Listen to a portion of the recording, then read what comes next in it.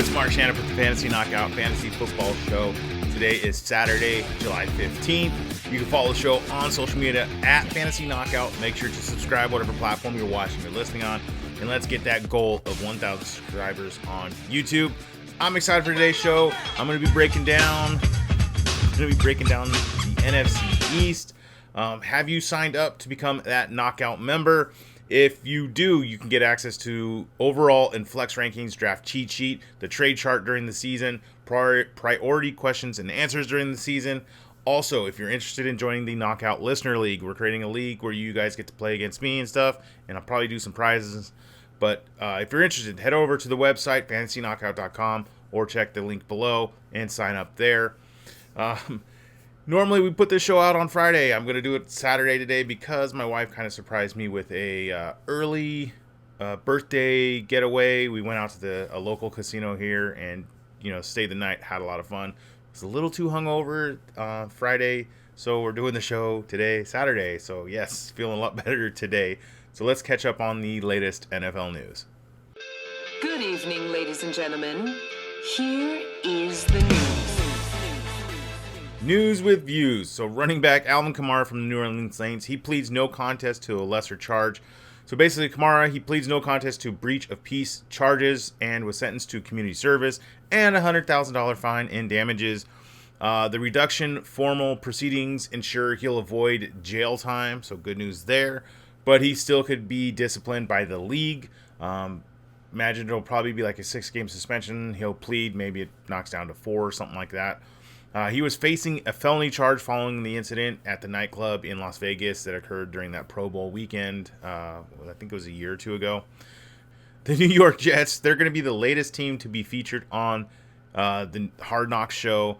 So we get to watch the whole Aaron Rodgers drama and whatnot there. So that'll be fun. Running back Josh Jacobs from the Raiders. He plans to skip the beginning of training camp. What this means, Jacobs he wants a long-term deal from the team, and he's willing to skip training camp to get his deal. He was franchise tagged earlier this year. The deadline for the tag is this Monday for them to get the deal done.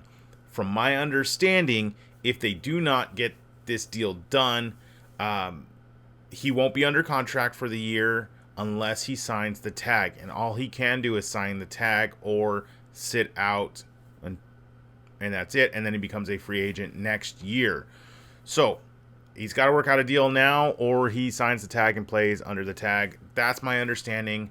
The same will go for Evan Ingram and Saquon Barkley. They're both close. They're both been tagged as well. So Saquon's in the same thing. I think he'll work out a deal. I'm more worried about Jacobs. Not sure if they'll work out the deal there. And Evan Ingram as well. I think he's playing hardball there. He needs to sign that, in my opinion. And then the last bit of news is running back Joe Mixon. He has agreed to a pay cut. Smart man. He's seeing that the running backs are not getting paid this year.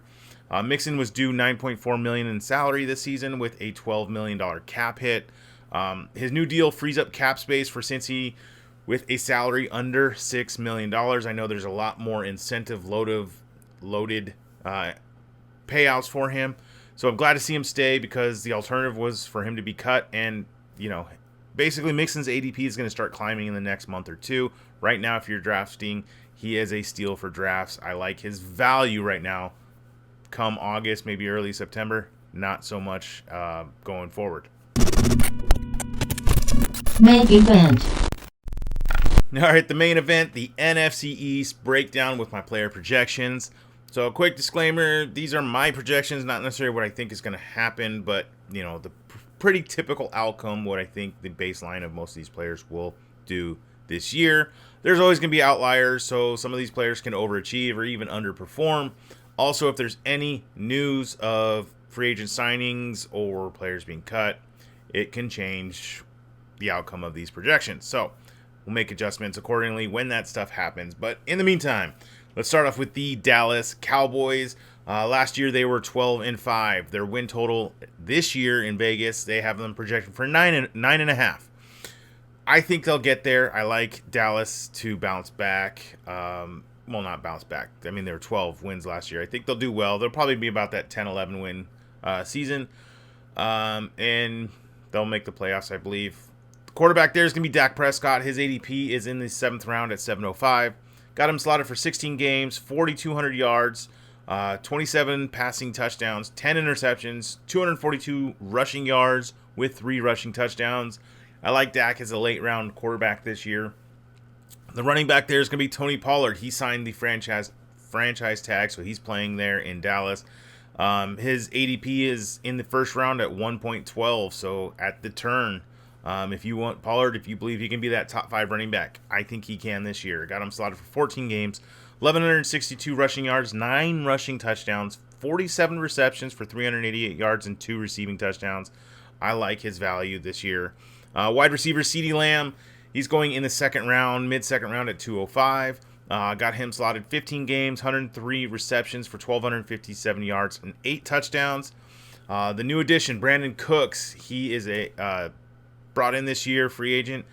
Cooks is going in the 9th round at 905. A value there for solid wide receiver 2. Got him slotted for 15 games, 70 receptions for 892 yards and 5 touchdowns. Michael Gallup, he is the other receiver there. 13th round is his ADP. Got him for 49 receptions, 685 yards, and 4 touchdowns.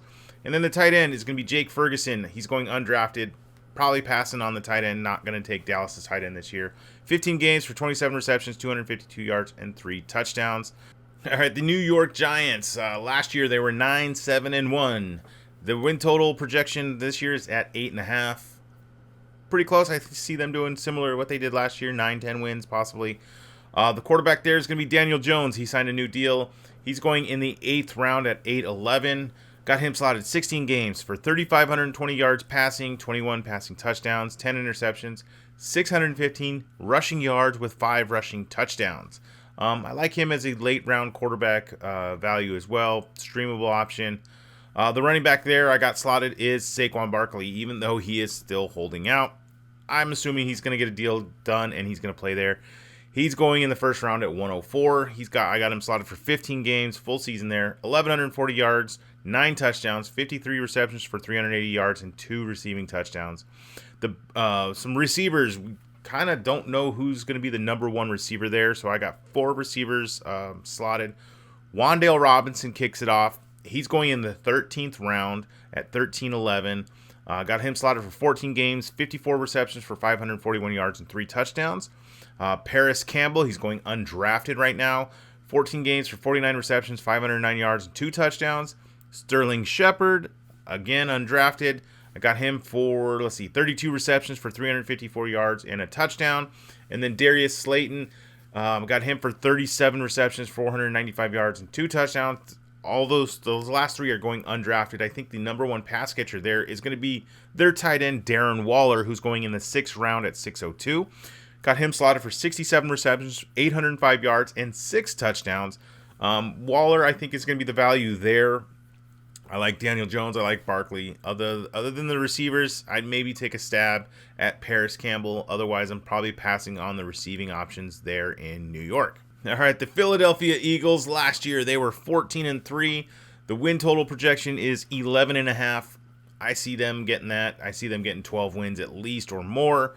The quarterback there is Jalen Hurts. He is going in the 4th round at 405. Love that value there. Last year, I think we got him in the 6th round in most drafts.